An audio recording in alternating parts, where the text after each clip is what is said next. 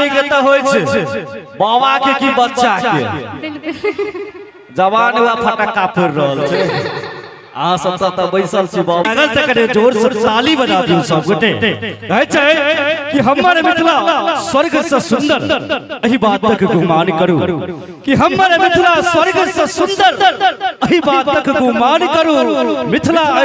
सीता के धरती एही बात तक गुमान करू जो हम सब मैथिल बैसल छी त जय जय सीताराम करू त जय जय सीताराम करू एक बेर सब गोटे दुल्हा दुल्हन के लेल एक बेर सब गोटे जयकारा लगाकर दुल्हन रानी की दुल्हा सरकार की जय हो। लेकिन देखित रही आओ प्रस्तुत कल्पना मंडल जी। दुल्हा दुल्हा